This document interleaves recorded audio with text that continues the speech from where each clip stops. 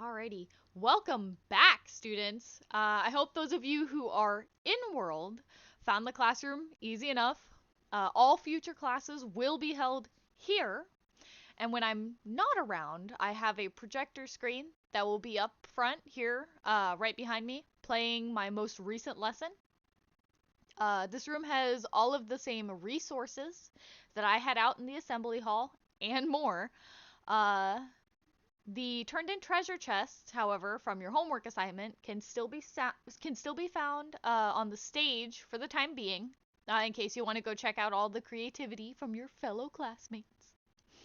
Uh, this lesson, I have less vocabulary, less hotkey learning, and more hands-on building planned.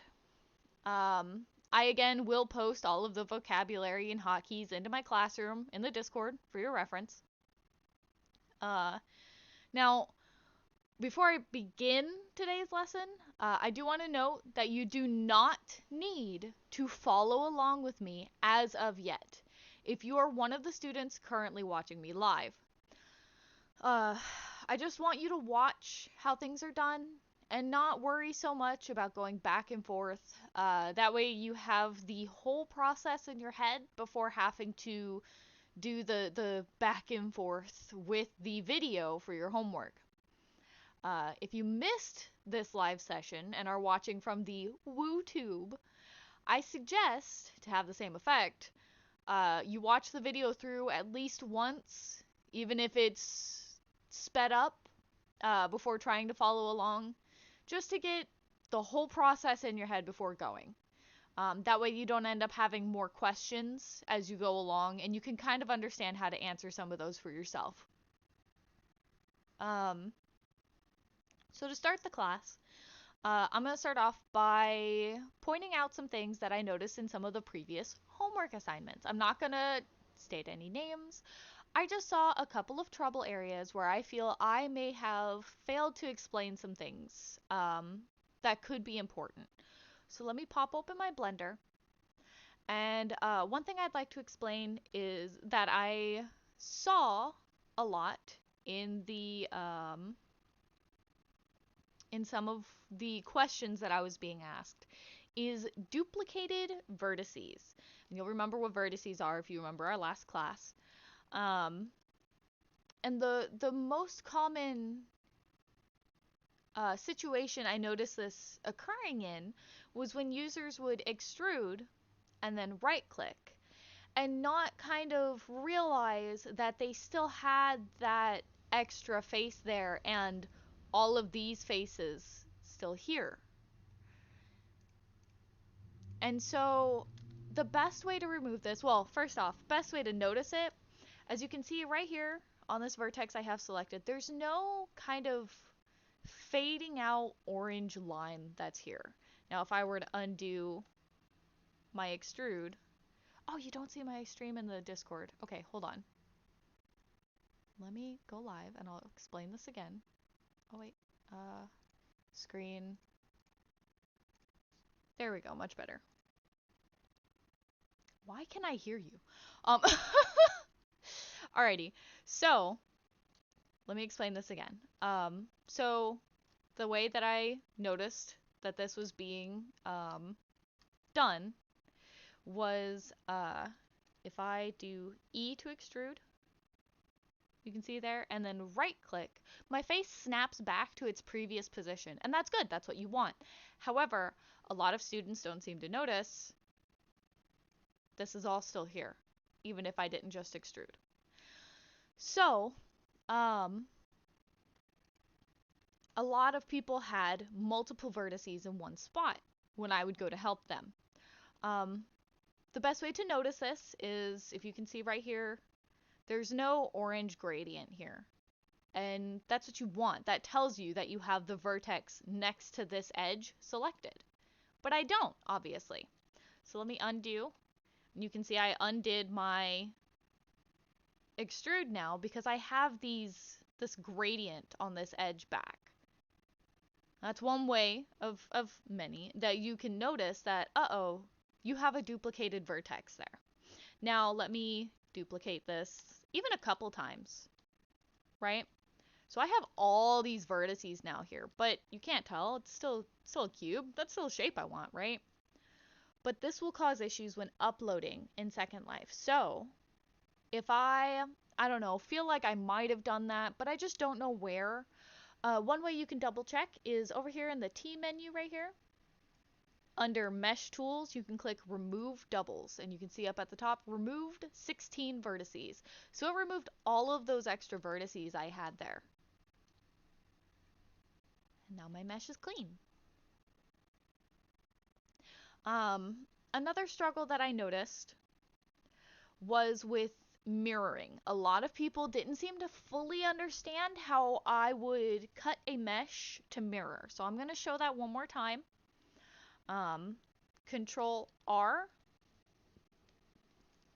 left click, and remember to right click to keep it centered. I saw a lot of people not keeping those centered. And then Control R, left click, right click. So I now have this in 4 different sections here. Now, a lot of the time people would get confused with how to cut it. So I'm going to view it from specifically a top view so you can see the 2 cuts that I made. And I'm going to hold Alt and right click on this line, this horizontal line, and then hold Alt Shift and right click on the vertical line here. And if I press V, you don't see much. In fact, it looks crazy. But what that did was that cut all of this apart. So if I were to go to the far corners that I want to delete and tap L, you can see that they're all separated because remember, L is linked select. And I can do X, vertices, and then put on my double mirror. And I have my cube back. That was something that I saw a lot of people struggling with. There was also a couple of moments where the center here would be kind of offset. So to avoid that, don't forget to put on your clipping in your mirror modifier and then use your arrow here to pull them towards each other. Even if my edge was way off this way, you can see the mirrored version is over here. Just pull your edge towards the mirrored version. And if with clipping on, it will not go past the center at all.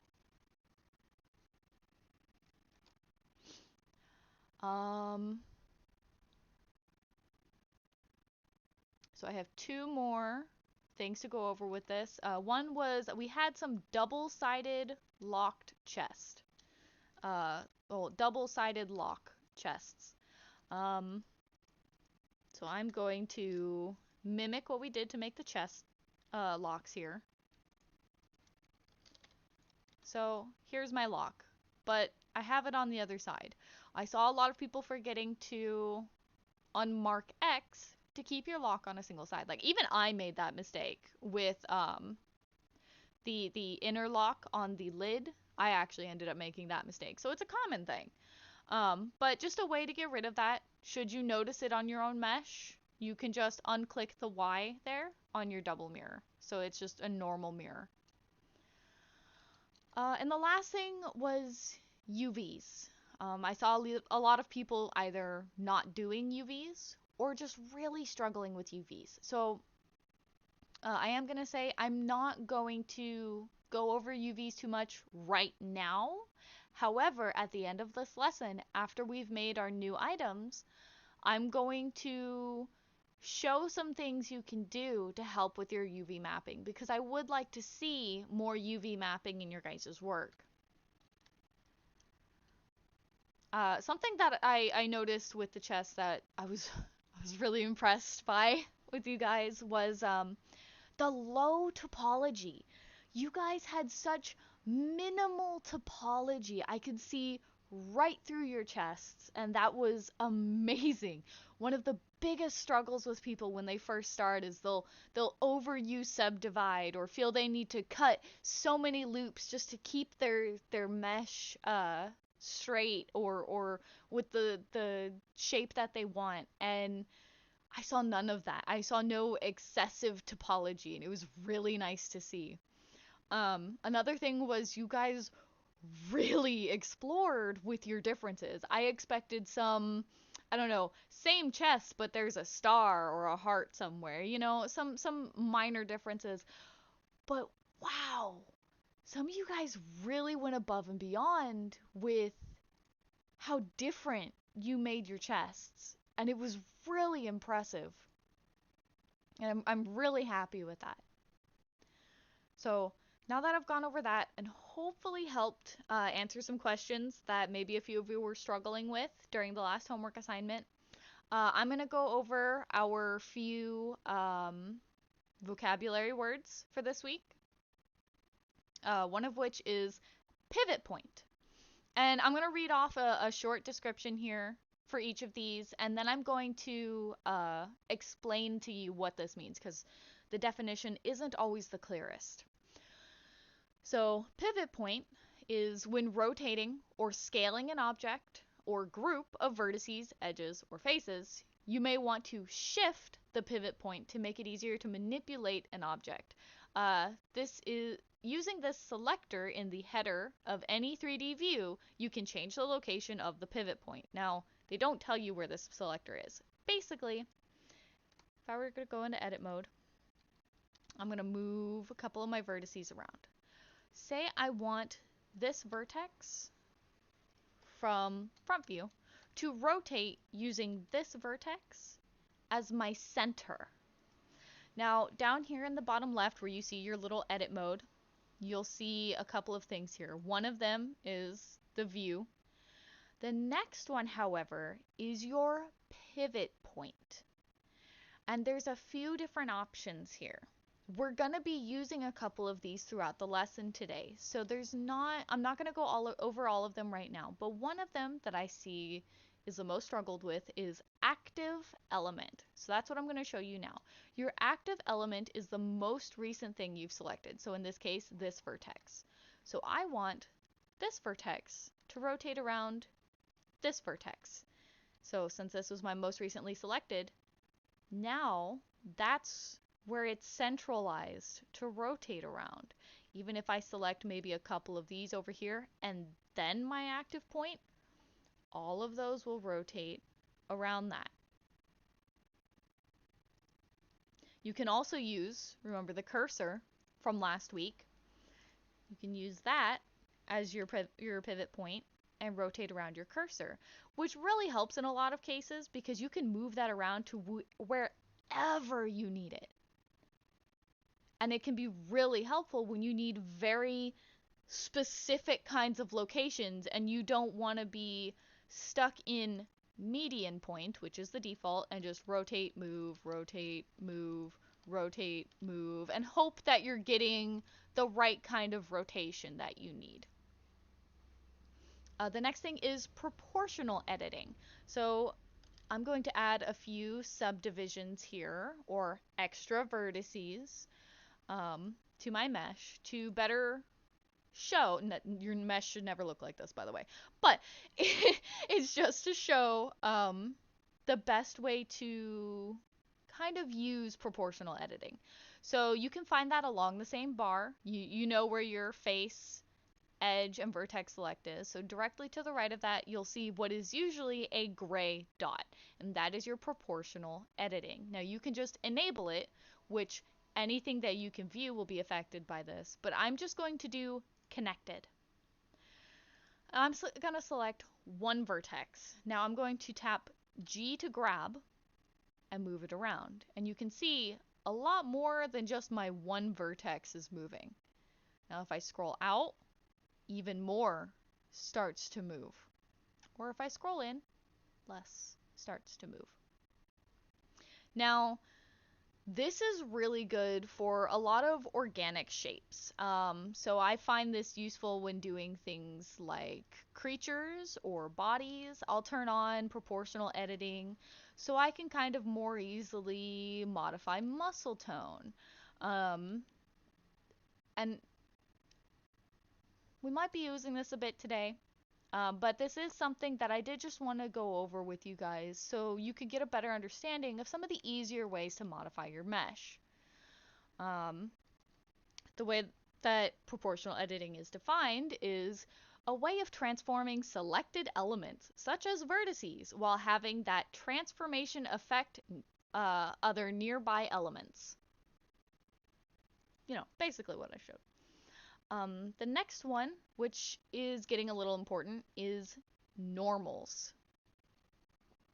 There's a million definitions for this. So let's just keep in mind that the definition I'm going to tell you is purely for in use in Blender.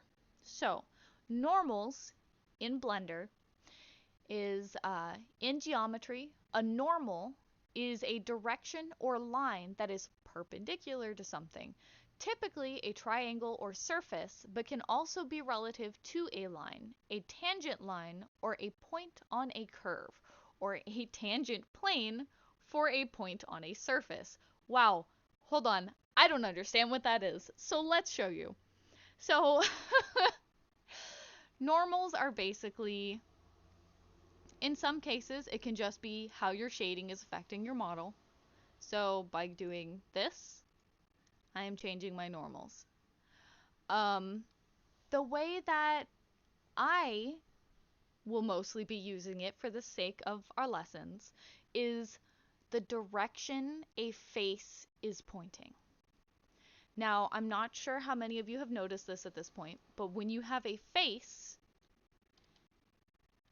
it has two sides to it, inside and an outside, and you can never really tell when a face is facing you or not.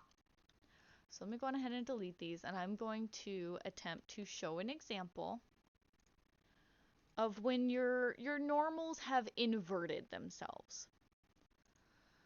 So here's a circle. It has terrible topology on it, but let's extrude. Oh, wait. Edit mode. Extrude. It's not extruding. So let's go add circle. Extrude for me. Oh, wait, I have face select on. So I'm going to extrude up. And you can see this is looking weirdly dark. Why is the inside of my cylinder so light compared to the outside? Strange.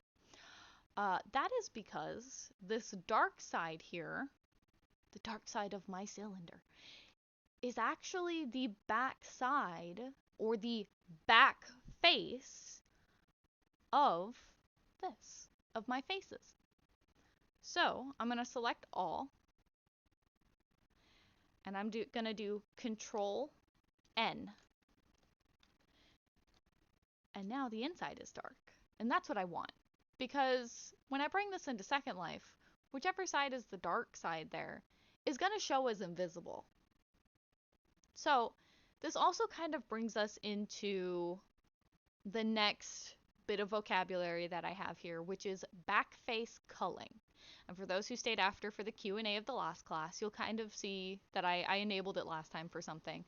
What backface culling is culling, you know, kind of removal of, it actually shows you the back of the faces as invisible. And the way you can enable that is in your N menu here. So if I tap N, you can see it shows and disappears. Under, I believe it's in display. Nope. Shading, here it is. Back face culling. If you enable that, I'll deselect this. You can see that the inside of my cylinder is now gone because it was never there to begin with. So if I go back into this and I'll do Control F, flip normals, I just inverted my cylinder.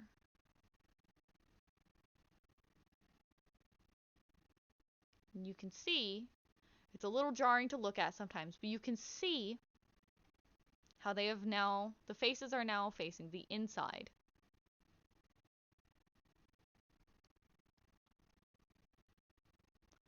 All right, and so now, I feel like I've explained that as much as I possibly can. So now we're going to explain curves, and I know some of you have probably worked with curves at this point. A curve is not a mesh. It's basically a path. So I'm going to go to Add Curve, Path, And if I go into edit mode on this, you'll see we still have vertices, but it's very different looking. All this is imagine it as a road for your mesh to follow. Now, these aren't used super often, but I will show a couple of ways you can use them in today's lessons. These can be converted to mesh once you've modified them enough and given them some volume. But they can make certain things like longer cylinders or maybe a chain easier to modify by just moving these around, and you don't have to worry about moving around the individual chain links. So I'll delete that and move on to the one of our last three definition or vocabulary words for today, which is array. An array is a modifier that repeats the object in your scene it is applied to as many times as specified. So let's add a sphere because it's easiest to see with a sphere. And I'll apply our array modifier, and you can see it's already duplicated. Now, I'm going to go into edit mode, and you can see I can't edit that one. So if I were to edit our original sphere, the other one edits with it. And I can turn up the count on this as many times as I want. I can also change the spacing, the direction. There we go. Direction on all axes. There's also an option where if this was a cylinder, you can click merge, and it'll merge the touching vertices as it goes. Just so you're able to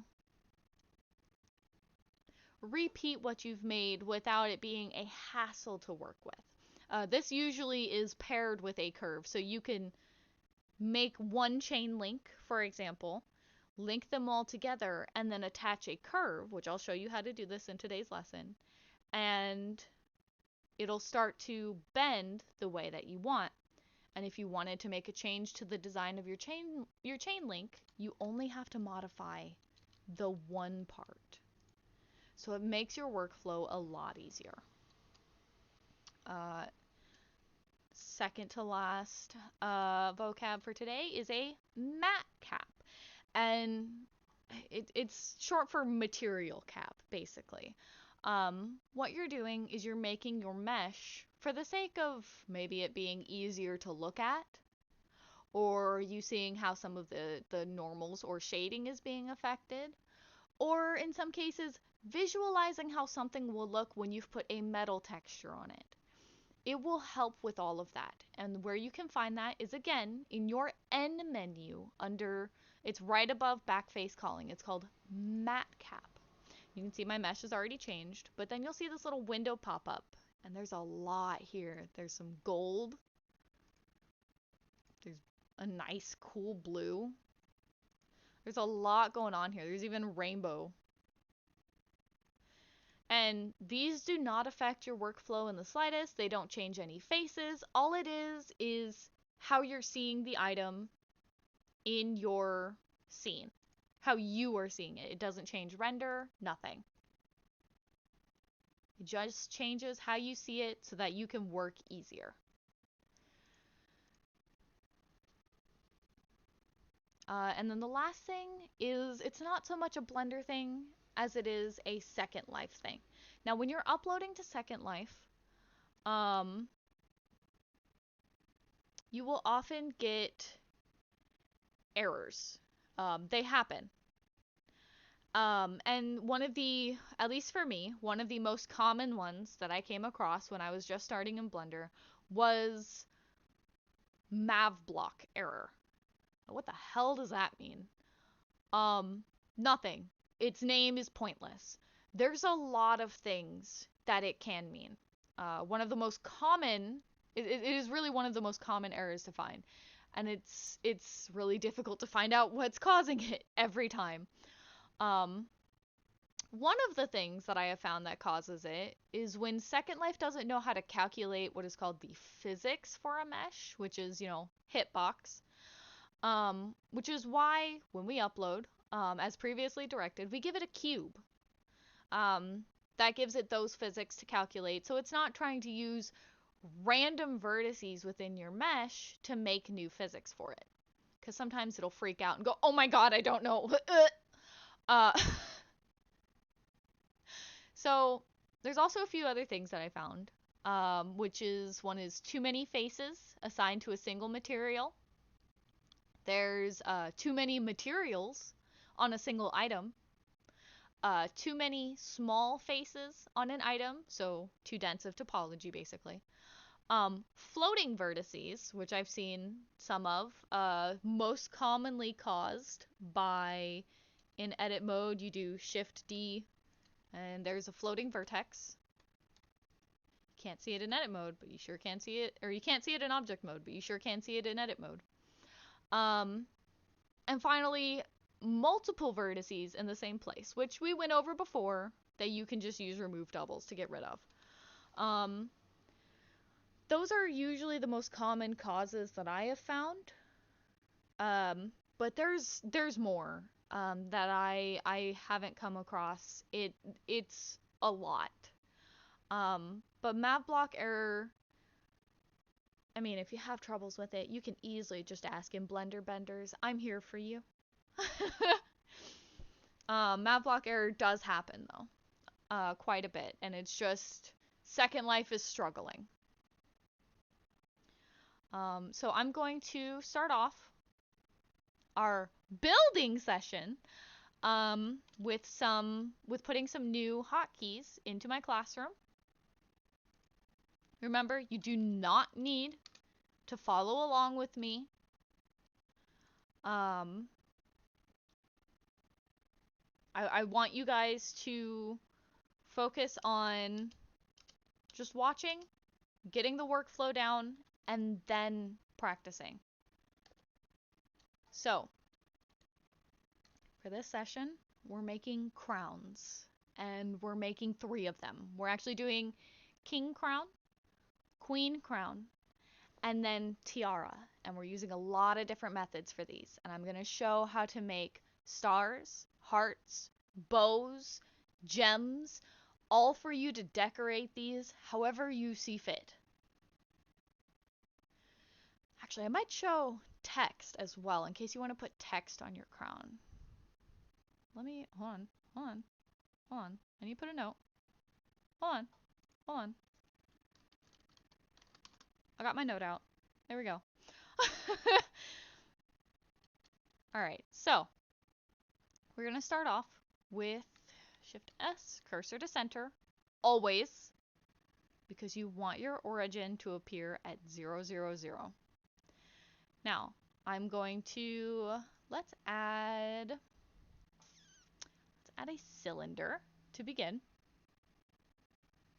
instead of a cube. And I'm going to use this nice shiny gold matte cap for my crown, because crowns are a nice shiny gold. Well, usually. And then in my cylinder menu here, I'm gonna set it to 28. And so my goal here is to get faces here centered on the axis lines here, the green and red axis lines. Right now I have edges centered there, so I'm going to tab into edit mode. I'm going to view from a top view with 7, and I'm going to do R for rotate.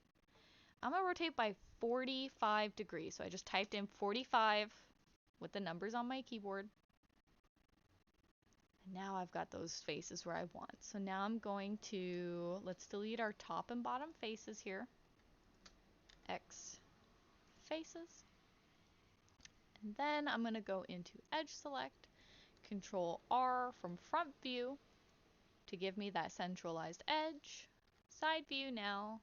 And I can see my center from the blue line here. Control R, centralized edge, and right click to keep it centered. So now I'm going to select those 2 edges. I'm a V to separate them. And I'm going to go here and L, X, vertices. Remember, L is link select. So I'm going to select all with A. And I'm going to do my S for scale and then middle mouse to get it on the Z axis here. Or you can just, if you don't like using the middle mouse method, you could just do SZ and it'll have the same effect. And I'm going to shrink it down to about the size that I want the base of my crown to be. I'm going to view from a front front view and move it up. And this is just for my own reference. I want to have the bottom here somewhat even with the red, so I don't have this grid going through my crown. And I'm going to do your favorite double mirror. And since we have back face culling on, it's looking a little weird, so I'm going to turn that off just for the time being so I can see all of it a little better. I'm going to start off in a front view. I'm going to select this top edge here of this face we cut in half. I'm going to turn on my clipping, and I'm going to extrude with E and press Z to keep it straight and go up. And then I'm going to do Control R in the center, scroll up to make it 2 cuts. You can see the purple, there's 2 cuts. Left click, and then because I want it centered, I'm gonna right click. So now we have our centralized cut here. And I'm just making a neat little spiked design. So let's take this top here. Oop, I still have my proportional editing on. Let's go ahead and turn that off for now. So I just went to the bottom here and set it to disable. I'm going to pull this in. Maybe not all the way. I'm going to subdivide. We get into subdivide now. So that it's a little smoother. And I'm going to solidify because we want to make sure the inside of our crown is visible. So something to take note of is the order of your modifiers, because I've got 3 of them here. We're getting to have a lot of modifiers, and it can get a little messed up if you don't have them set up right. So for right now, this is how I want them. Mirror on top, subdivide next, then solidify. But what if I didn't mirror until last? Well, then we've got a little bit of a strange thing going on here. Now, this can be used to your advantage, make some cool effects. But that's not what I'm going for. Now, what's going on here is it is applying these modifiers in order. So what it's doing is my solidify here, it's taking these vertices that we can see here. Let's make this silver for now so you can see the vertices better. These orange vertices here are what it's taking into consideration. So it's solidifying them first, that shape, and then it's subdividing it. So if I remove this subdivide here, you can see solidify, then it's subdividing it, which means it already had faces here and here that it's going to be subdividing, and up here. But that's not what we want. And if I add the mirror, then it's just going to mirror that. What we want to do, and what I typically always do, is have mirror first, so that it's this topology that it's starting off with. And then I want it to subdivide that so that it's smoother. And I want solidify last so that these edges here, where you can see it's thickening the mesh, are nice and sharp. So I'm going to set up my double mirror again. You can see how it actually connects properly here. And that's what I want. So you've always got to watch your ordering for your modifiers, just to make sure that it's having the effect that you need. So I realize I need to remove these because I should have selected, let's make this pretty blue, I should have selected this edge as well. So let's view from a front view, E, Z, up, Control R to 2, left click, right click, Control R to 2, left click, right click. There we go. Now those are all where I want them. So I'm going to re-enable my clipping, move this in, move this edge in, and I'm just making a cute little point here. Then I'm going to take this edge, I'm going to move it out. Now this isn't pretty. It's not pretty at all. So I'm going to introduce you guys to a new thing that has helped me out a lot with Subdivide and its lack of hard edging.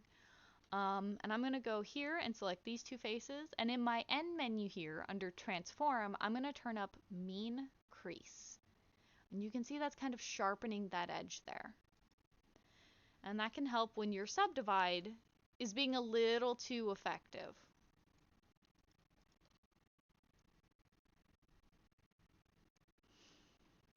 And now you can see my shape is showing a little better. I'm going to actually do it here as well.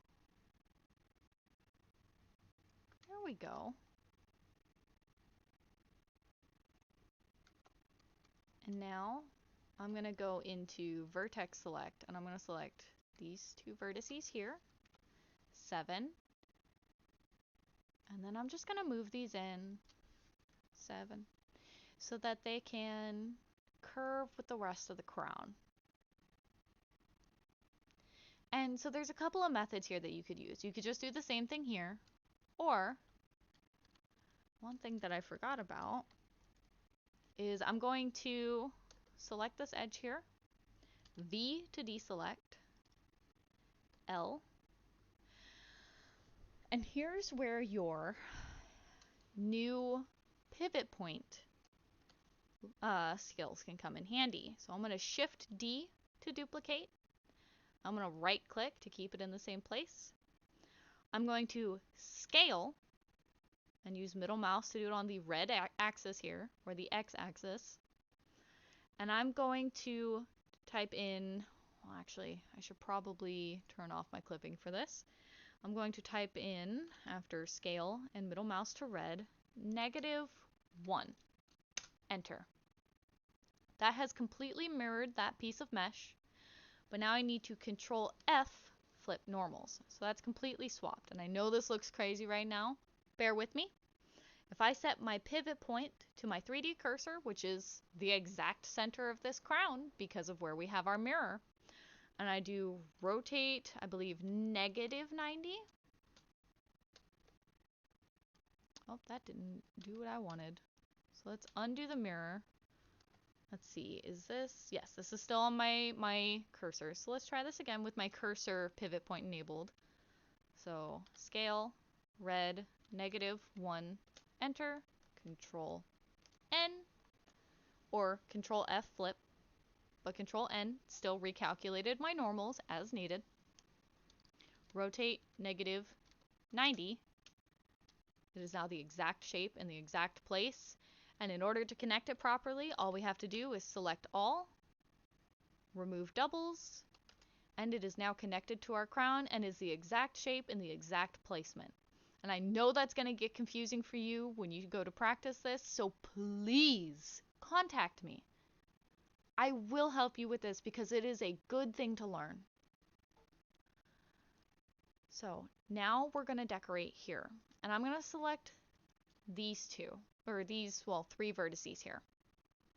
Now here's where your number pad directions come in handy, because I can press 1 and then tap 6, 1, 2, 3 times. And I have a direct 45-degree angle staring at this. And so I can tap E to extrude, Z for up, and I'm going to make this into a heart. It's not going to be the only heart that I make, but it's going to be a heart. So I'm going to shrink. Oop, I still have my central select on, or my cursor select on. So let's set this back to median. I'm going to shrink this down to make the point of my heart. I'm going to pull this. So I'm going to tap G twice to pull it down on the edge that we have there. It'll just follow the slide of that edge. So I'm just going to bring it down to make that central point, and we're going to Control R and let's do 2 loop cuts. I'm going to bring this out I'm going to bring this out, and all I'm doing to bring these out is scaling. That's it. Let's bring this in. Out, up, out. Scale this in, and here we have that situation again where, I mean, it's not too terrible, but I'd kind of like that sharper. So let's get our edge select and select these 4 lines here. Turn up our mean crease. Let's actually add these to the selection. Turn up our mean crease. There we go. I have my nice hearts. Now I can view from a top view and start to, in vertex select,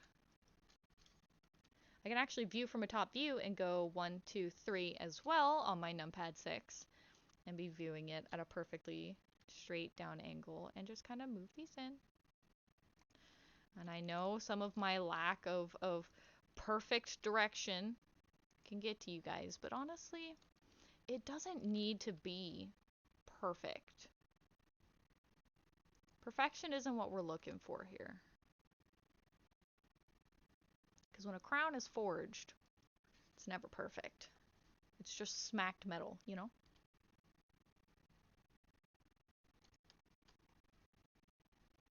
There we go. We have our king crown. So now I'm going to move forwards into making this into a queen's crown. You can take your king's crown if this is the point you want to stop at and add whatever decoration you want to add to it. But I'm going to move on to, in case someone would like to make a queen's crown. So we're going to start off. I'm going to, just for the sake of having it the same curve as the heart here, I'm going to take these here. I'm going to go Shift, Duplicate, right click, P, Selection. And what I've done is I've separated that into a separate object. And now I'm going to set my pivot point back to my 3D cursor, view from a top view, which is 7, and shrink it down until it's just barely clipping with my heart. And then I can view from front view and 6 3 times. There we go. So I tap 6 3 times. I'm going to press Z to go into wireframe. And then I'm going to go into median, select for my pivot point. And I'm going to shrink it down, move it down. And basically all I'm trying to do is kind of turn this back into a workable rectangular shape. Doesn't need to be perfect because it's not really going to be seen, as you can tell. But I'm gonna, at the very least, go back into my front view, do scale 0 on Z axis, scale 0 Z, enter. And these are a little far out for my liking, so I'm going to view from a top view. And I'm just going to pull them in so that I at least have that top edge nice and straight.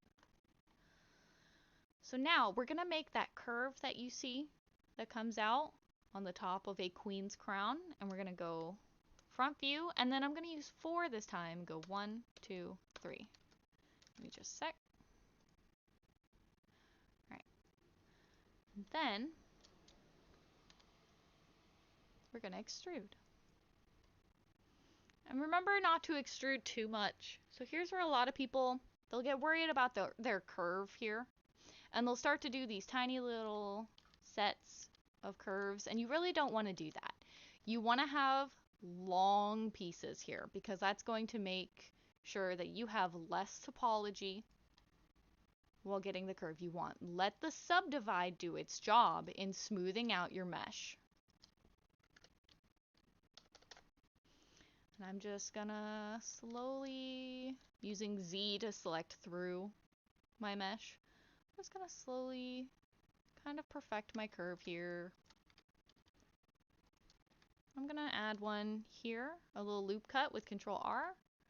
I'm gonna bring that down and out maybe. And see how, notice how in wireframe mode, I can see the difference between my mesh, and then this little ghost mesh here, which is what my subdivide is doing. It does help.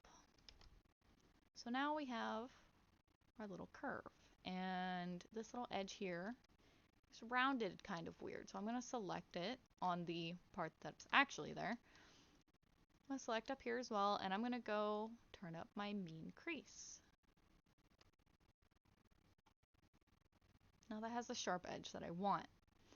So it's looking a little weird considering in object mode I can see all my different faces. So let's go ahead and turn on smooth over in my T menu here, and then I'll do it on this too. Looks made of plastic. I want it gold. Fancy gold. Let's make it a smoother gold. There we go. That's a little easier to on the eyes. So I'm going to, let's go ahead and curve out the heart, yeah? Because I feel like it curving in, for a queen's crown at least, just doesn't feel right. So I'm going to deselect this one here, and then select it, this vertex, and that's going to make that my active element. So I'm going to set this, my pivot point, to active element here, and rotate. And then I'm going to set my new active element down here. I'm going to rotate again, remove that, and now my active element's back up here. There we go. I feel like that's kind of a nice curve to have. So I can do my 1 and then tap 4 3 times to get this view that I'm using. Use Z to get my view. I'm just gonna realign these. Remember, they don't need to be perfect. They just shouldn't be hovering. That's all that I'm looking for here as I adjust these. I just don't want them hovering. So that's a much nicer transition into the curve for the crown. We can even do the same here with these. So we can take our top 2 vertices here, and then I'm actually going to do Alt-M, merge at center, and move them, oh, let's turn our clipping back on, and move them together, and then up to keep them, or, well, let's not move them up just yet. I'm going to take this, Alt-M, at center, use clipping to keep them together, and then I'm going to move both of these up, just to keep that nice point that I had. And then, I'm going to view from a top view. I'm going to turn on my proportional editing at connected, and I'm going to set my pivot point to my 3D cursor, which is still there in the center. And I'm going to scale. And I'm going to do, here's something new, Shift Z. And what that has done is I am scaling on every axis but the Z axis. And so now it will only scale outwards away from the center because the center is where my cursor is. Now I've got a neat little curve to some of our parts here. So let's add that weird little fabric part to the center of our crown. So what I'm going to do for that, actually I'm going to select this bottom circle here, and I'm going to Shift D to duplicate, right click, P, selection. So now we've got this little circle. I'm going to tab in the edit mode on it. I'm going to move it up. And our pivot point should still be at our cursor. Yes, it is. And so I'm just going to scale down because that'll move it inwards. And I'm going to clip it in between the 2 edges of our crown. And then I'm going to, let's scale upwards on the Z axis. I'm just going to scale up to here. Looks ugly right now. But as you can see, because of the direction that our solidify is going, we need to invert our faces. So let's Control N to recalculate, and it moved them where we wanted. If it didn't, we would just Control F. So I'm going to press Tab, Smooth, Tab, All it's doing is taking us in and out of edit and object mode. And I'm gonna go front view, 4, 4, 4. And let's try to get a nice little curve going here. I just scaled up, moved down, extrude on Z-axis, scale down, keeping in mind that my central point right now is still on this 3D cursor. So if I were to left click anywhere, it would no longer centralize anything. All I'm doing is trying to get a neat looking kind of curve. I'm going to add a loop cut here and scale it down so that that's not clipping with anything. Let's add another loop cut here and scale it out and move it down. Oh, my proportional editing is on. Let me scroll up so that's not selecting or not modifying what's nearby.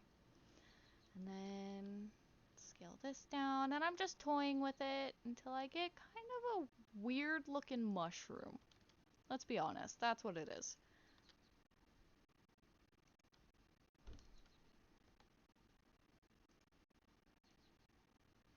Alright, I feel like that works for my weird shroom. So let's add another one here and pull it up. And then I'm gonna shrink this one in quite a bit. Oh, actually, let's do median. No. Let's see what bounding box does. No. I guess let's stick with 3D cursor for now, so that it scales properly. And then I'll just move it back up. All I'm doing is scaling down, and because my 3D cursor is centered, it's kind of... There we go. It's kind of moving down. Oh, I accidentally moved my cursor there. Alright, so Shift S, cursor center, get my cursor back where it belongs. And that's going to be covered up, but just for the sake of consistency, I'm going to press F. Oh, that did not turn out right. Let's see. What did that do? F. No. Bad. Oh, I see what it's doing. Okay, so I'm going to tap E. Let's see, is it X? No, it's the Y axis until it stops moving. E, X axis till it stops moving. Select all, remove doubles. Then I can select this. And we're just going to make these into triangles. And all I'm doing is selecting vertex, vertex, vertex, F.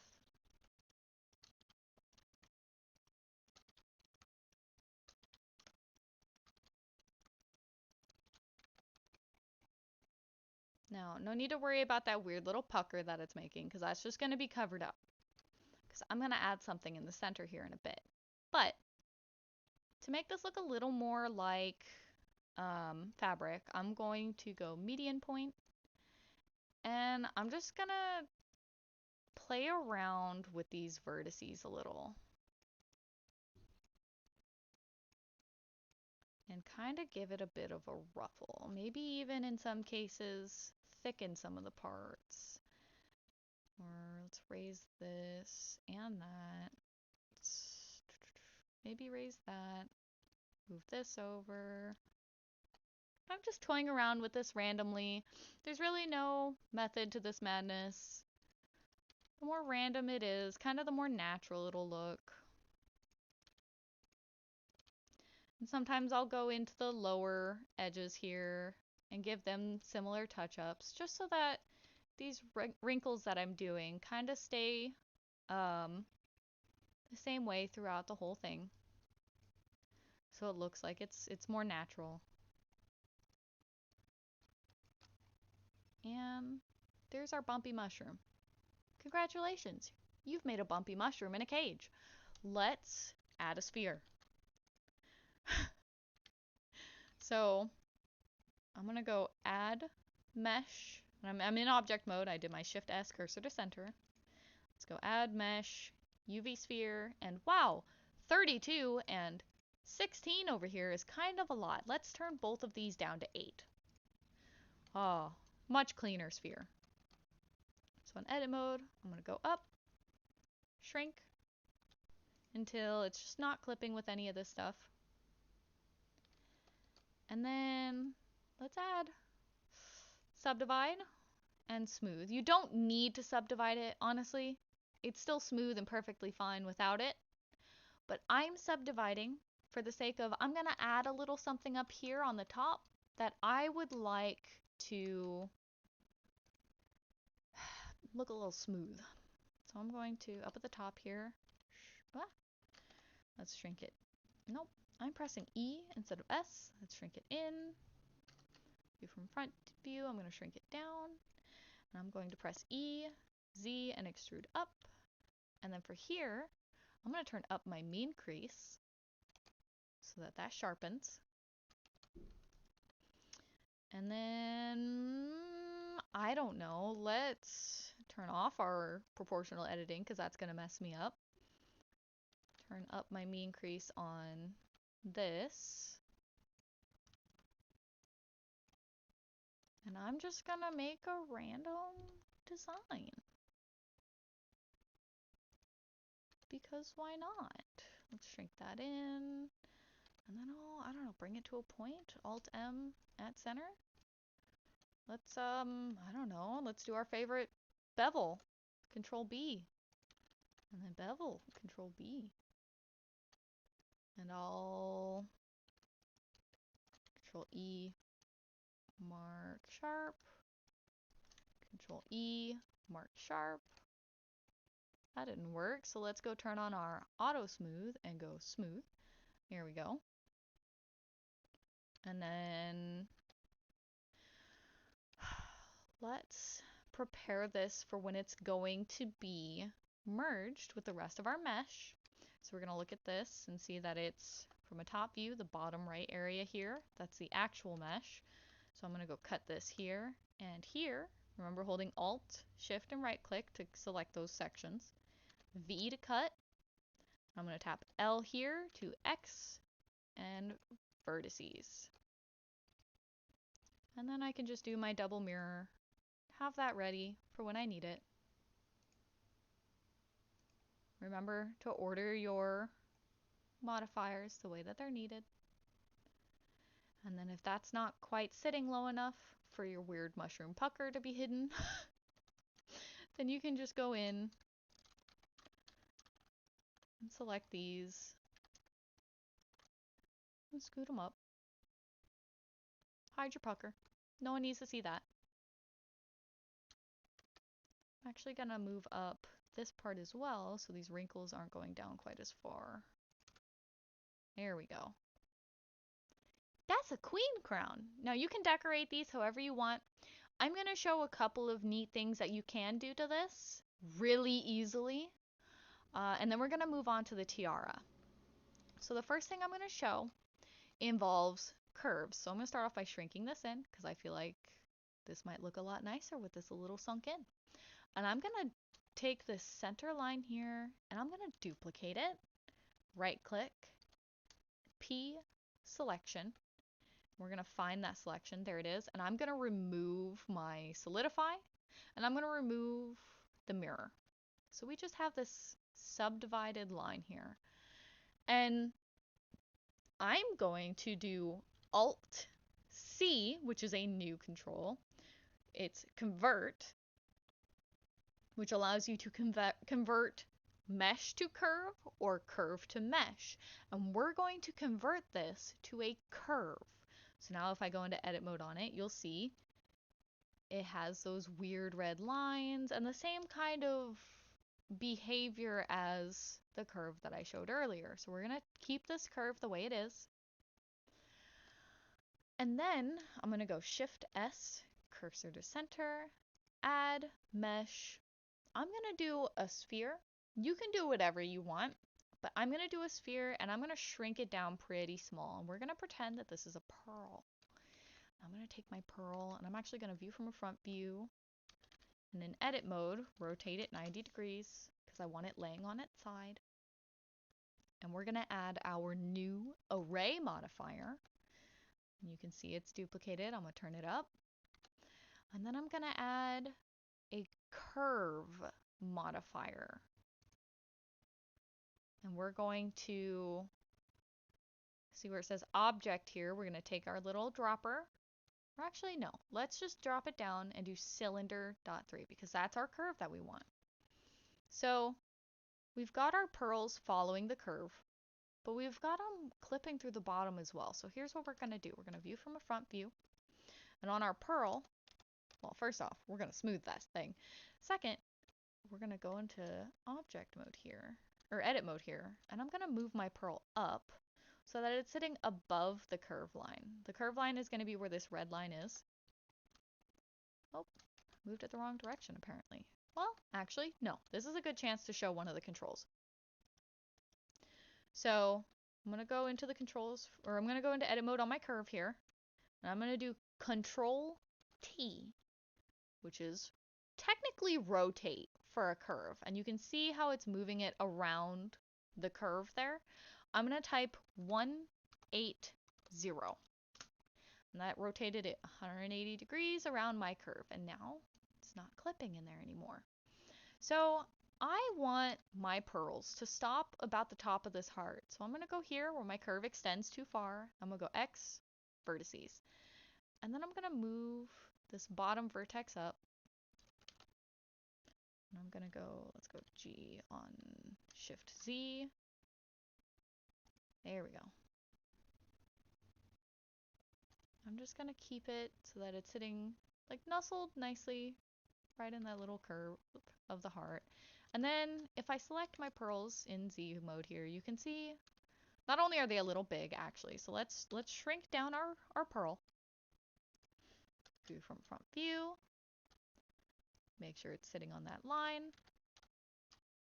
But let's see. We don't have the right amount. So we can go back to our array modifier and turn it up until they reach the center. Now, we want them on all of these. So let's add our mirror modifier to the pearl and set it on X and Y. And now we have it on all 4 parts of our crown. Look at that. Looks complicated, but it's really not. And see this pearl here has now disconnected. So let's see.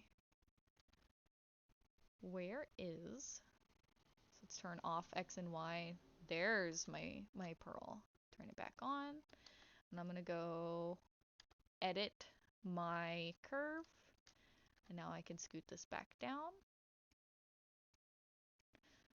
Not exactly being exact, but that's okay. And I've got it nestled where I want.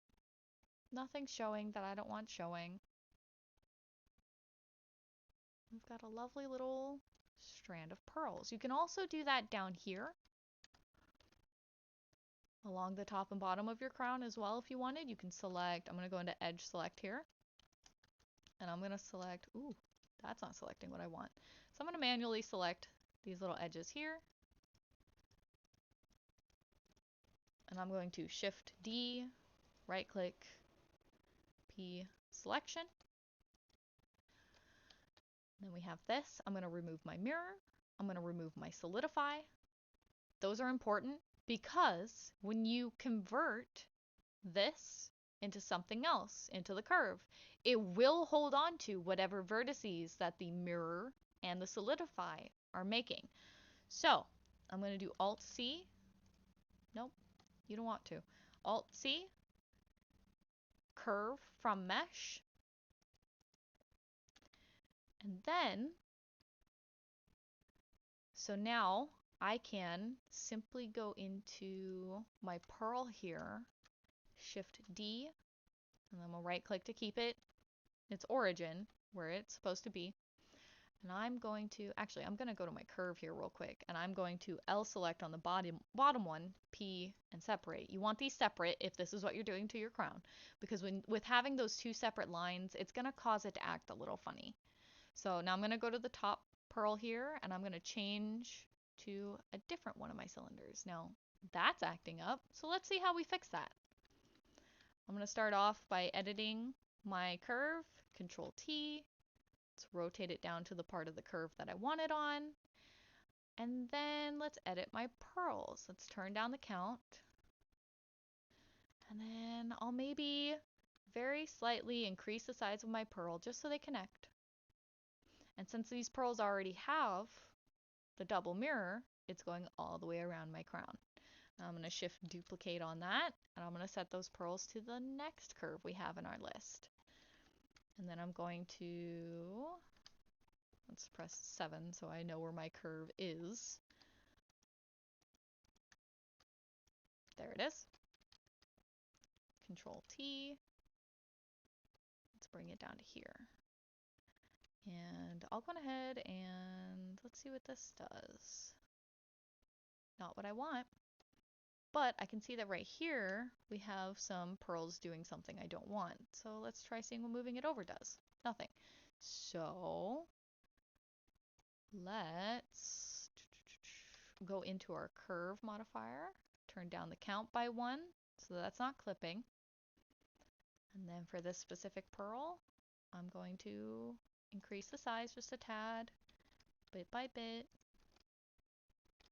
Turn down the size because I started clipping. I'm just watching right here and barely moving my mouse whenever I change the size.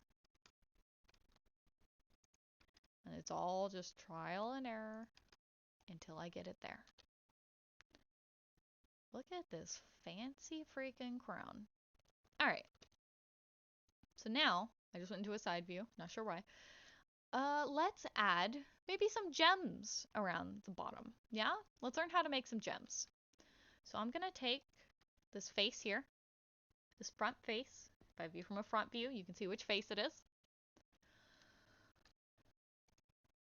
And I am going to Shift D to duplicate. I'm gonna view from a side view, and I'm gonna scoot it out. Because we can see it's solidified. So we can scoot it out a bit.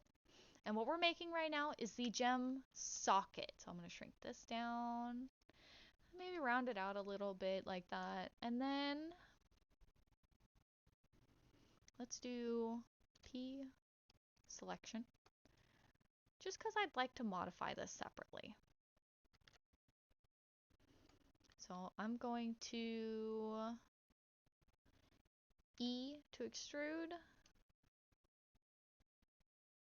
And I'm going to do X faces. And that's just going to get rid of that front face. And it's good that I ended up making this a separate item because, wow, that's way too thick. So let's turn down the thickness on our solidify modifier.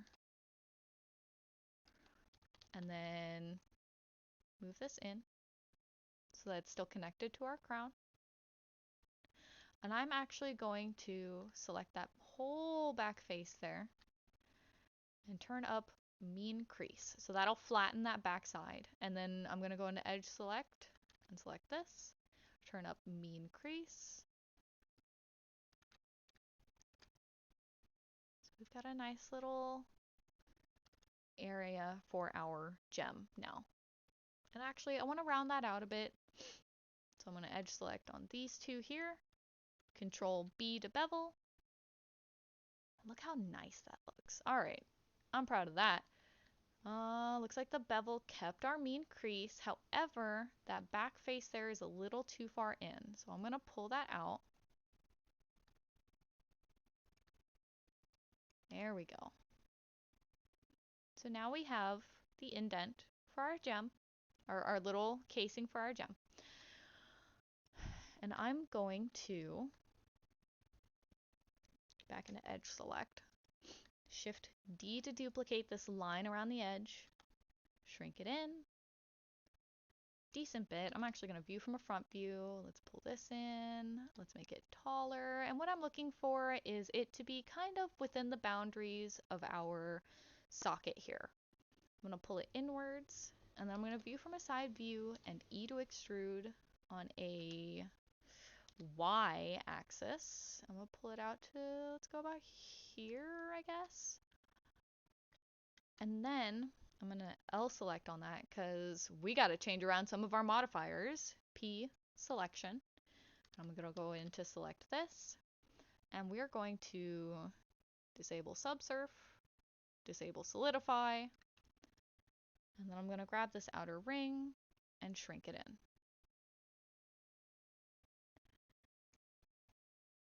And then let's extrude one more time, shrink it in, and F.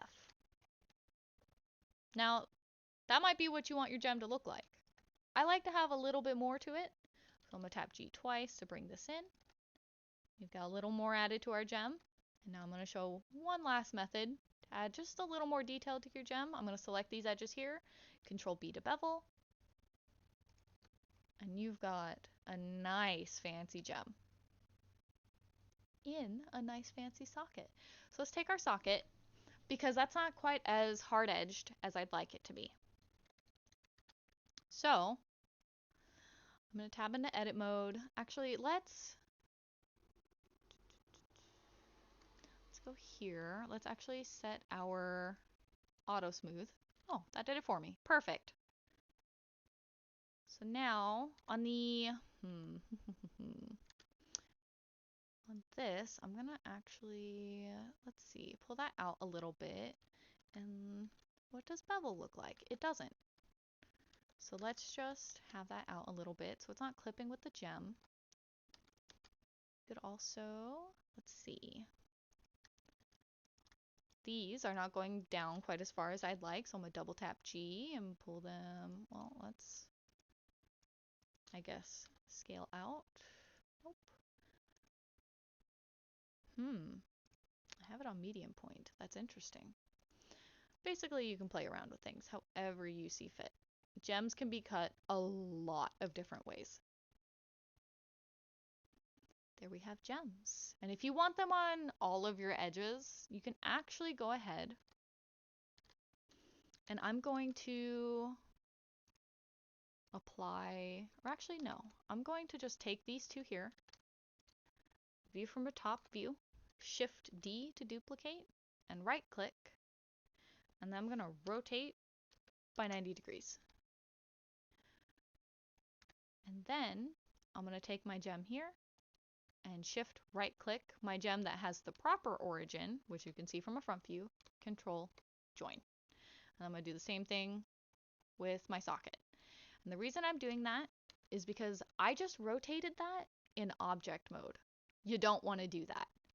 So I'm correcting my origins by attaching them to, or joining them with the version that has the proper origin, because it has all of the same modifiers on it that I already needed, so it's still going to look the same. But I want to make sure that I'm not rotating my origin. So I'm going to do this one more time because I think I'd like another set of gems here. So let's select all of those again. Shift D to duplicate, right click, rotate. Let's not do 90 degrees this time. Let's rotate by 45 degrees. And then take the new gem, shift right click the old gem, Control Join, take the new gem, shift right click the old gem, and the way you can tell what your most recent selection is the older selection will be a deeper orange, while the newer selection is more of a yellowy orange. I'm going to do Control J, and look at that crown. Pretty simple. It looks a lot more complicated than it really is. So now, let's move on to the tiara. So I'm going to go ahead and go into a different layer here. This is very different from what we've just been doing. If you do not feel like you can take this on, do not worry about it. You can just make the crown.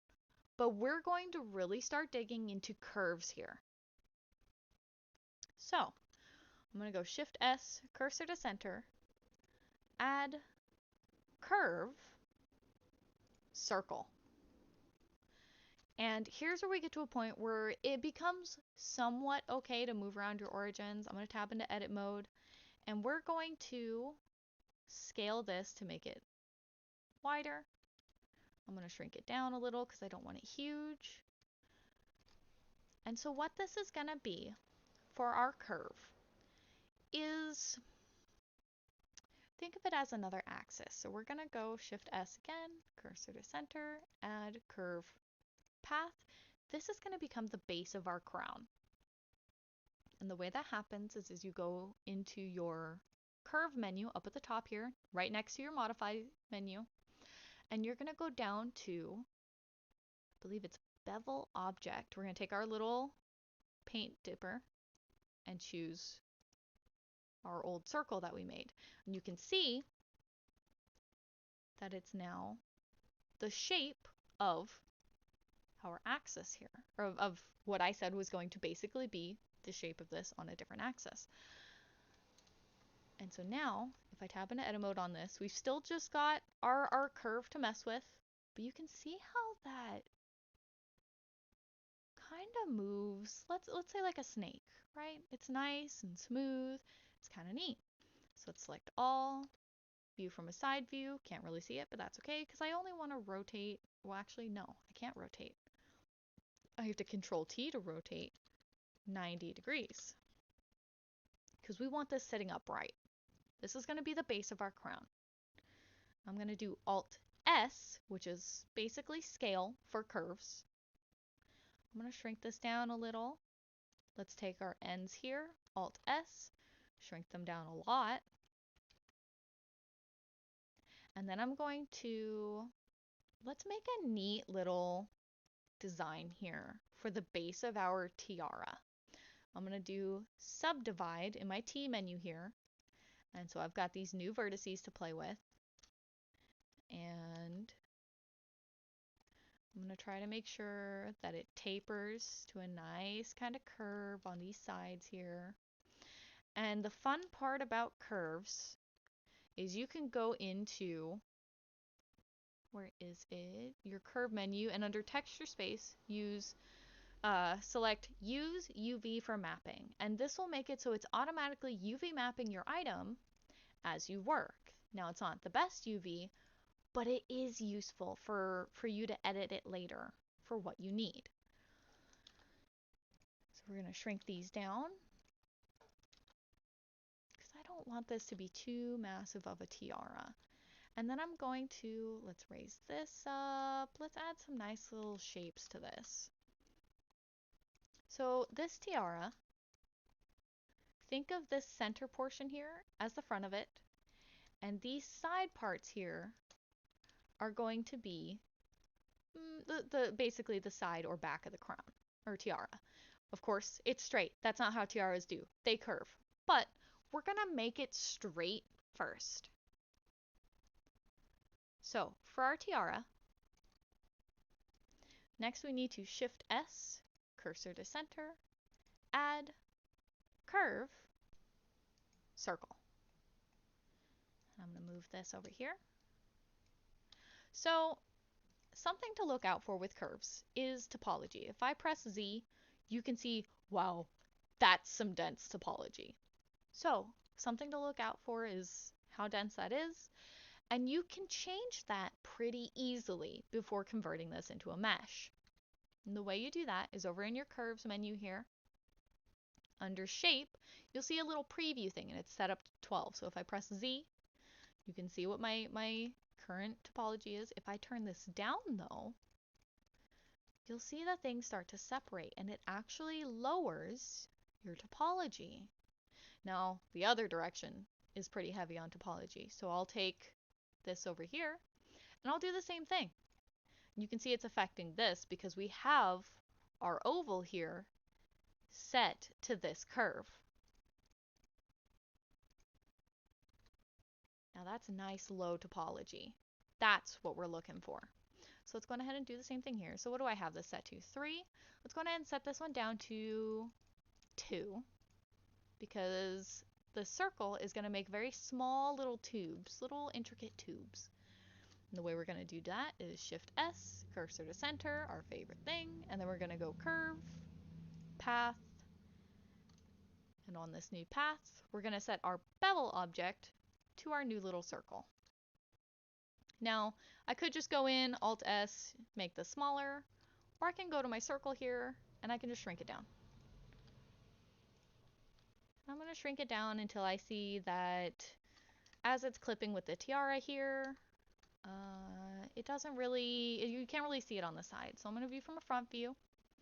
That's about where I want it. So let's edit our curve. And now let's start to make the design of our tiara. So I'm going to start in the center here. Oh, pressed H. I'm going to start in the center here. And I'm going to go here. Now, one thing that's cool is I can add a mirror modifier to this, and we can see the full design of our tiara as we go. And I'm going to make a cute little curve right here.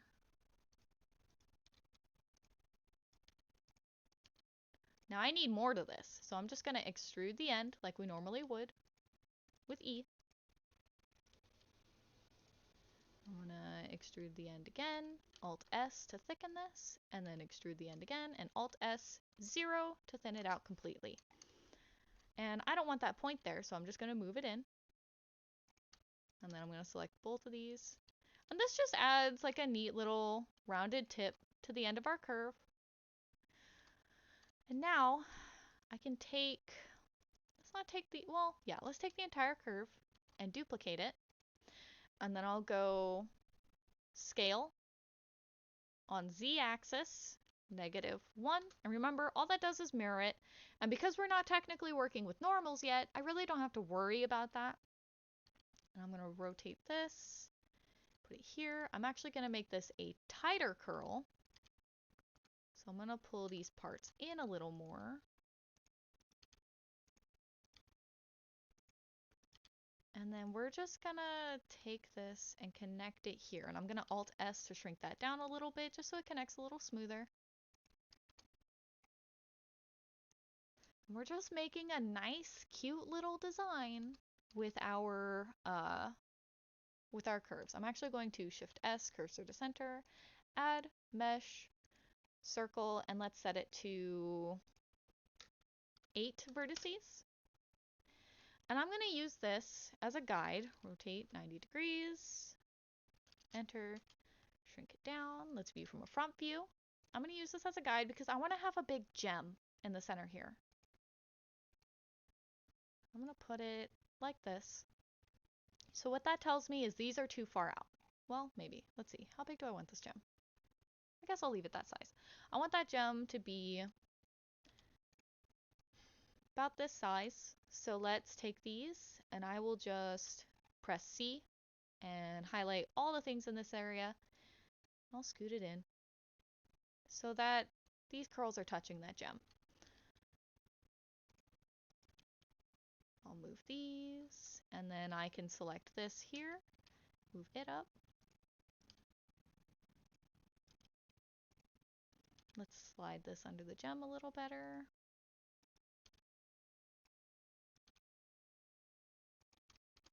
There we go. Now, let's add a little more curve to this. So I'm going to duplicate this one just because I need a curve, not because I'm duplicating that shape. And I'm going to, let's turn on my clipping, put these together, and that's not quite connecting how I want. So I'm going to E to extrude up, Alt S 0. And I'm just going to bring that to a point, and I'm going to increase the size of this one so that it comes to kind of a cool looking point there. And then I can put these together. I'm gonna kind of curve this.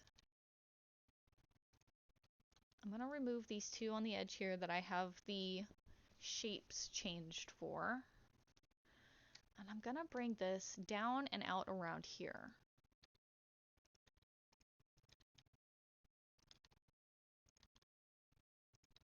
Remember not to do too many of these vertices because the more that you get here, the more dense your topology is going to be. And you can see, because I haven't gone in and done the preview for these yet, these are looking a little dense. So why don't we do that? Let's go turn down our preview. And you can see these are nice and soft. Actually, let's keep it up 3 or 4. Yeah, and I'm going to shrink this a little.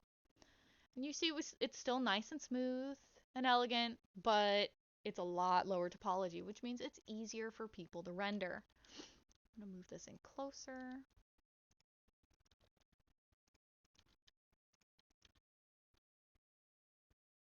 actually going to set this on here.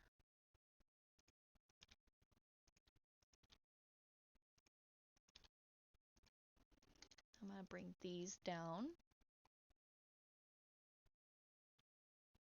I like that bend.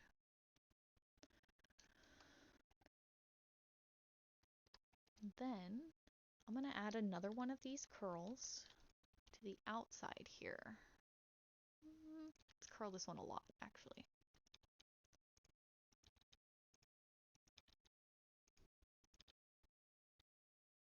Let's delete this vertex because it has a different shape. And then I'm gonna do this, Alt S, smaller.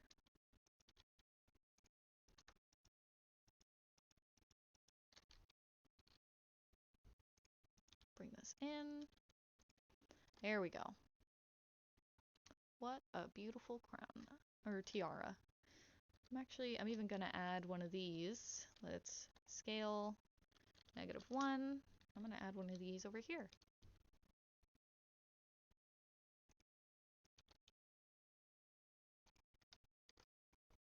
And let's make sure we turn on our use UV mapping in our texture space here.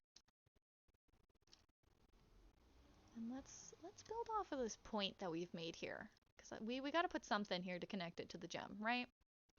So let's duplicate this and move it down. And let's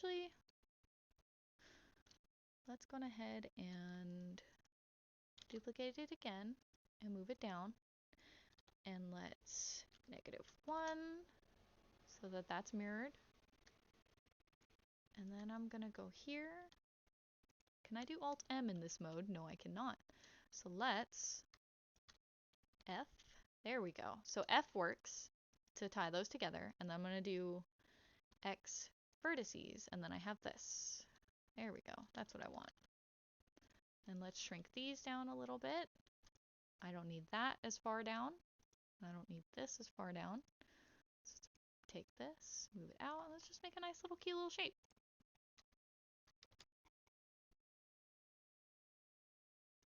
How lovely that is. Now, I'm going to take my gem, and let's finally make that properly. So I'm going to tap F to fill in this face, E to extrude, and I want to subdivide this, but I want to keep these edges sharp. So I'm going to turn up my mean crease. There we go. And I'm going to move this inwards just to kind of center our socket. There we go. And then we're going to do the same extrude, shrink, and then extrude it inwards. And then I'm going to duplicate this, P select. And let's take off our subdivide because this is going to be our gem. Extrude out on Y axis, shrink it in, F, extrude, shrink it in, and let's see. Just keep it like that. And then I'm just going to do my fancy little gem type that I like to do. Control B for bevel. And there we've got our pretty little gem. I'm going to Shift S, cursor to center, and add a plane here with solidify on it. And I'm actually going to rotate it 90, from a front view, rotate it 45, and I'm gonna fill in this little this little diamond that we made up here with this plane.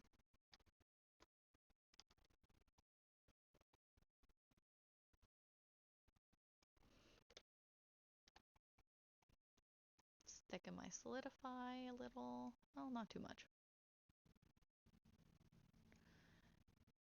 That's nice. And now I want to add more gems to this. So I'm going to, for my gem here, I'm going to apply my subdivide. And actually I want to add a bevel here because I feel like that would look really cute. Let's actually, so here's a new thing. Let's take this and go X edge loops.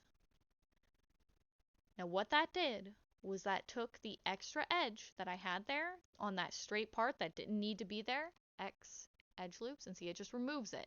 It doesn't ruin anything, it just removes it. So let's go smooth, turn on our auto smooth, and then I'm going to Control E, mark sharp, and bevel here. I'm gonna bevel around here too, just because I feel like it would look nice. That's all we're doing. We're just doing what we feel like would look nice.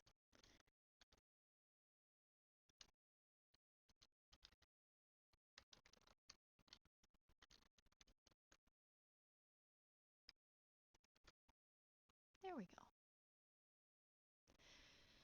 Now, I'm happy with how my gem looks, but I want gems on the sides and a gem up here. So let's do that. I'm going to start off by, now that the gem and the socket have the same modifiers, which in this case is none, I'm going to join them together. And I'm going to go into edit mode here. I'm going to shift D to duplicate, move it up, shrink it down, and I'm actually going to shrink it on the Z axis to round it out. And then let's make sure it's connected here.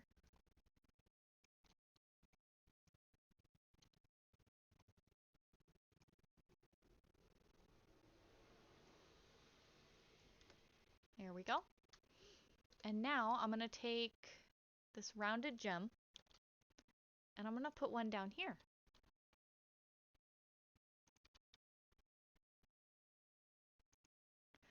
And then I'm going to P selection for this one because I want to mirror it over there. And then I can just apply my mirror, join it back with these. I have all my gems. Now that we have basically all of our design done, how do we curve it like tiara? Oh my god. That's actually really simple, even with all of this detail. So we're going to go Shift S, cursor to center, like always. And we're going to add a curve that is a circle. And we're going to apply our modifiers here. Oh, wait, actually, can't do that because that's curve. So we're going to go Alt-C, mesh. And then I'm going to go down here, Alt-C, mesh. And now that all of these have no modifiers, we're going to join them together. So you can see I have all of them here. And then we're going to add a curve modifier to the entirety of the tiara and curve it with that. Now, of course, it's not exactly facing the right direction. So, easiest way to do that is to just view from a top view while editing your tiara and rotate 180 degrees. Ta-da! Look how lovely. Oh my god. Actually, I forgot to merge this with it, so let's apply our solidify. Merge that. Wow. Look how pretty. And you can, just to apply this so that when you go into edit mode, it's not like this, if that's really what you wanted. This just makes it easier to edit. But if you wanted to have it like this and not in edit mode, you can apply your curve. Check it out. And you can even go in and delete this circle and you have your tiara. Now, how the hell do I UV map a curve? Well, let's see. Because I taught you guys how to UV map a normal mesh last time, a hard surface mesh last time. So this time, I'm only going to be teaching you how to UV map this curve. So we used a lot of curves in this. So it looks like this. That's scary. So what it's done is it's taken every curve here, or tube, and it's turned it into a flat plane. Well, that looks crazy and cool. That's not what we want. So we're going to select these parts one by one. I'm going to select all, and I'm just going to shrink them down on axes and move them up out of my way for now, just so I can kind of see what I'm doing with these. Oh. Select all, shrink it down on this axis. And remember, I'm just using middle mouse to select which axis. And then G, Y, and I'm going to move, let's move it up. Why not? And I'm going to shrink these rather small for now, just so I can kind of get a better idea of what's going on. Small, or shrink down, X, Y, or G, Y. And then we'll grab this one, S, shrink, G, Y. And notice how I'm not moving them up as much each time. A, S, shrink on this axis, click, G, and then Y. I'm actually going to start this one at the bottom. Did I already do this one? I did, so let's do this one. A, S, this axis, click, G, Y. Let's move it down. And is that all of them? It is not. So, what do I not have mapped? That is a curve. Ah, I didn't properly mirror or do some of the mirrors. So, that's fine. What about this one? Nope. So let's undo that. What about this one? Nope. So, let's make sure we're selecting both sides.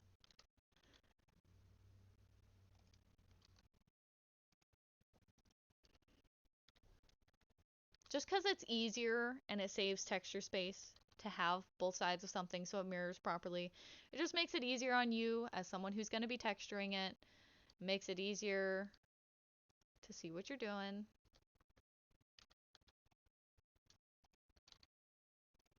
Let's actually select some of these because I noticed they were overlapping.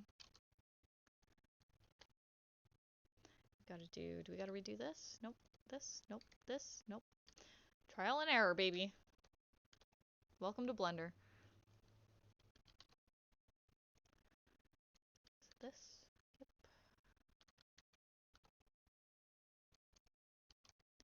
All I'm doing is I'm moving these around. Actually, I think I can leave that there. Yep. All right. So now I'm going to press B to box select these, and I'm going to move them so that they're almost touching.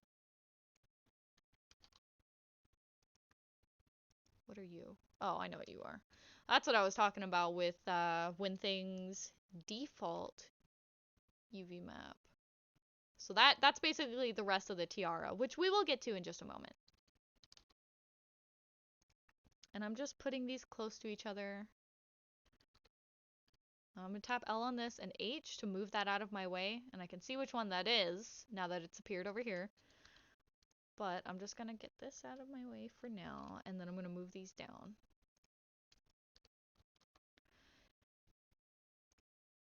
And now, Control Invert, all. Control I was Control Invert.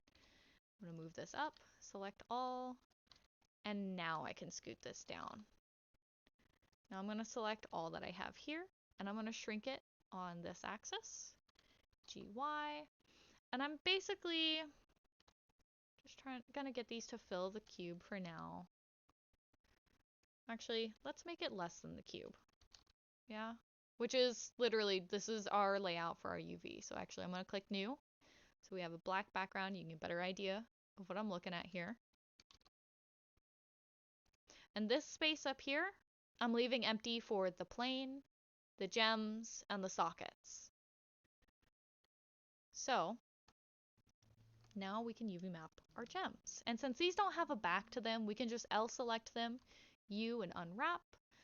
And then we can even do Control V, which is Control Relax for a UV. And we have those. And I'm going to throw them up here for now. And then let's go on ahead and, so let's take the central vertex for the inside of these sockets. So I'm going to go in vertex select. I'm going to select this inner vertex. I'm going to go X vertices. Now the reason I'm doing that is because it opens up that section so it UV maps better. And it's not going to be seen because it's underneath that gem. So I'm just selecting these inner vertices, X vertex, and then I'm checking the back like this to make sure that I deleted the proper one. And now I'm going to L select on these sockets, U, unwrap. And then we're going to do our Control V to relax those. And all that does is it makes it so your texture is going to be a little easier to make. And now if I do this, you can see, Let's do Shift L, L, L on our sockets. You can see everything is UV mapped. Well, besides our plane, which, in fact, to UV map that, I'm just going to Control R and put a loop cut in the center of it, and then Control E, mark seam. And then we can tap L on it, U, and unwrap. There's our two sides of our plane. So let's select all so that we have it all showing up in our UV map. And I'm just going to move these down. I don't need to be too specific about where. All I'm trying to do is fit them the best I can into the space provided. Tap L on this. And then once we have all of these in place,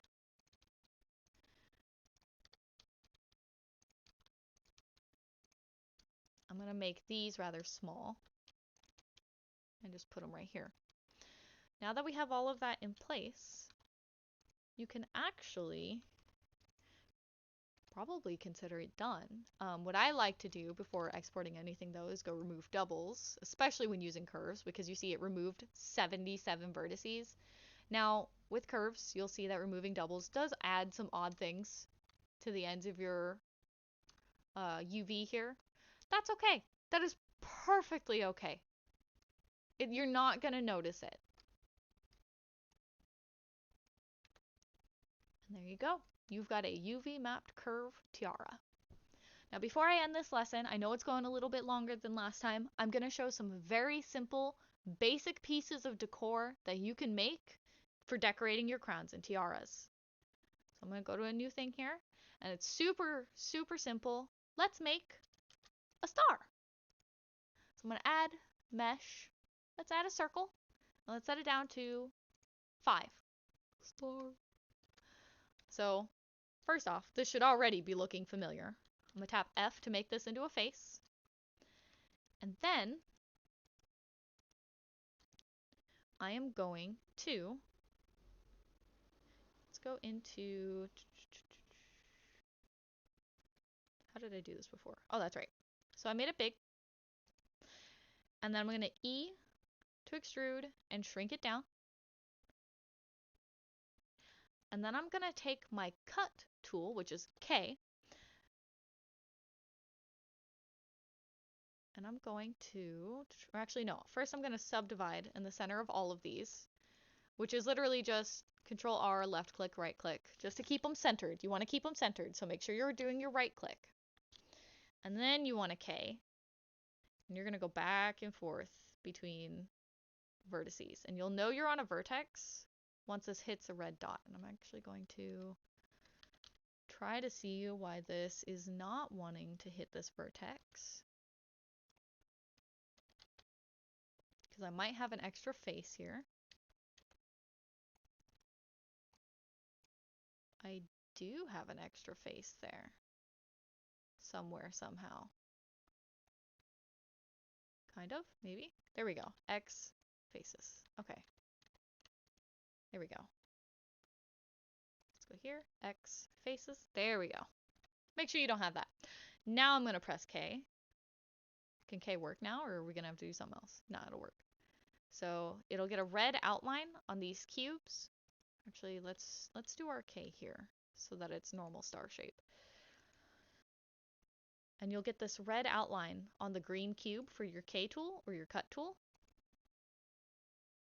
My mouse is acting a little funny, don't mind that. And you can already see the design of our star, because all we've created is a guide for ourselves. We'll tap enter, and it has cut out our edges. Now I can just go and select these vertices. Go X vertices. Now, that could be your star. You can add a solidified, make it a thick star, you know, whatever you want. I'm going to take it a step further. And I'm actually going to remove this center face here. And then I'm going to go to these center parts here. And I'm going to scale in. I'm going to do Alt M at center. I'm going to move it up. Now we got a really cool star. So there's multiple things you can do with it once you have that basic shape. You could even select these outer parts and make a little chubby star. Chubby star. And then there's other things you can do with maybe, let's go cursor to center, a plane. So let's make a heart. I'm going to rotate 90 degrees, view from a front view. Let's go on ahead and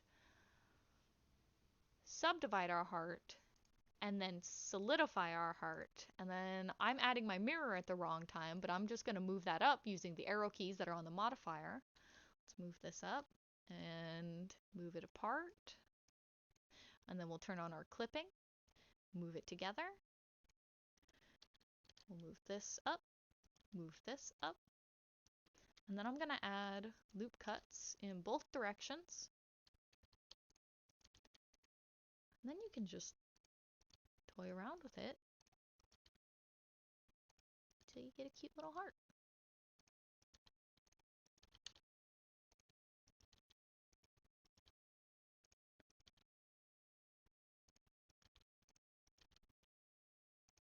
And then say you want to make the bottom of it a little more sharp.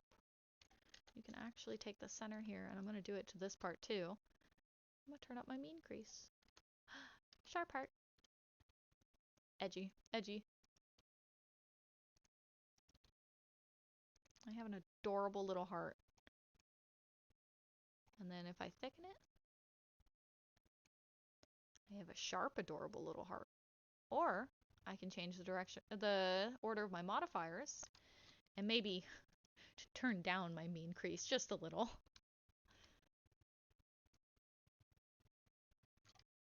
Now I got a bubbly heart. Let's turn on our smooth. Nice bubble heart. I can even move out this centerpiece here. And instead of doing a solidify, I can just do a Y mirror. Butt heart? Question mark? Let's move this away from the center. Select our outer edge and extrude. Add clipping. Put these together. Select this again. Control E. Or actually, no, we can just turn up our mark sharp. Actually, it didn't want to do this part for whatever reason. So E on Y-axis, and then I'm just going to select these and tap F to cover that. And then turn up my mean crease. Weird bubble heart. You can even go in and edit it afterwards if you don't like how the bubble part looks. Let's move this in so it's at the center. And select... Oh, it's just the two parts. Okay. Select those.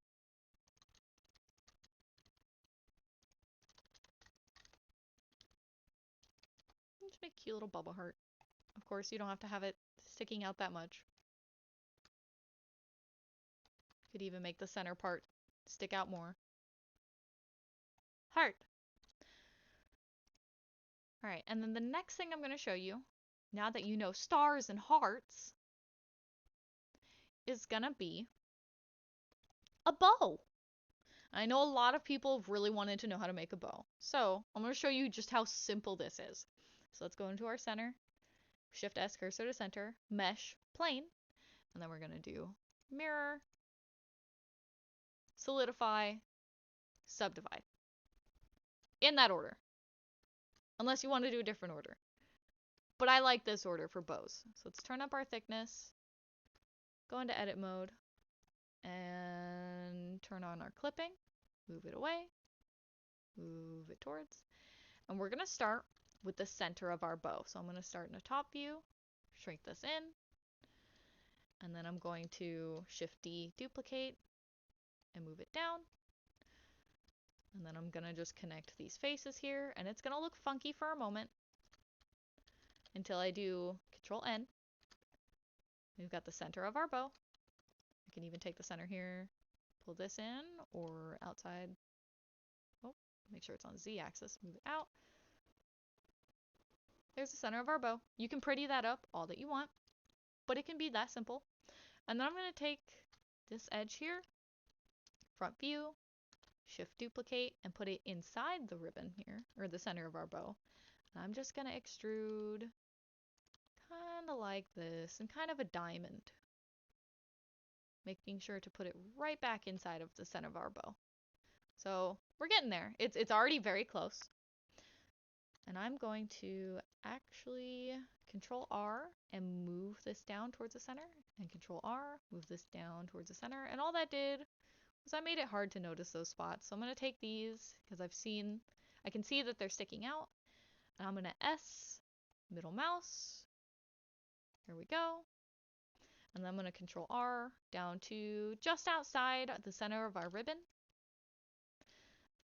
I'm going to select both of those, S, Z axis, pull those in.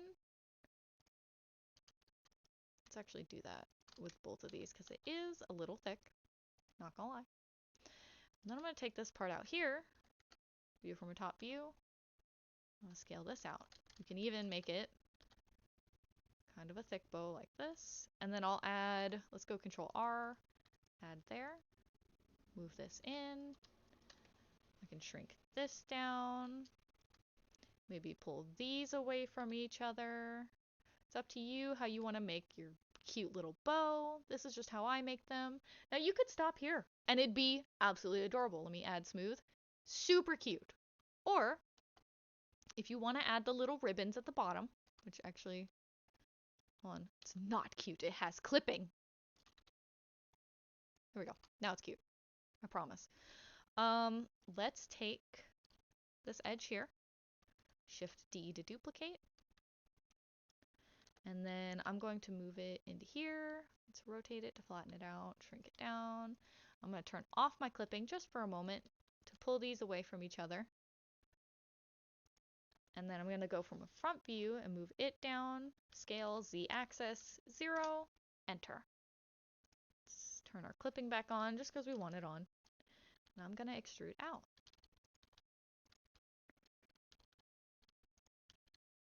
Now we have adorable little ribbons. And again, you could leave it just like that. Super cute. I usually like to add a little bit of flair by adding a loop cut in the center and taking this one vertex, moving it down. Makes what I like to call a sailor bow.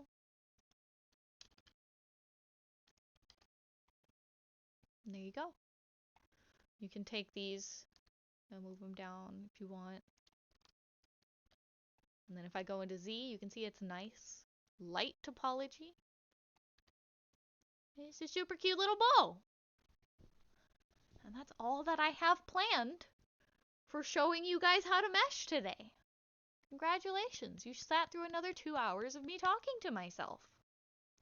Now your homework is going to be, I want you to make either a king crown or a queen crown or a tiara, whatever you feel most comfortable at tackling. You do not need to make all three. If you want to, that's absolutely amazing. But your homework is to make one of those three. Fully UV map it. It does not need to be textured, but I would like to see UV maps turned in this round, because that is a very important key part of meshing. And once we get our UV maps turned in, you'll get your next button, which in this case, on my new board, you can see here that they're lighting up as they become available. In this case, you will get our silver Blender Bender button. And you'll be one step closer to your wings. Thanks for listening to me talk about Blender.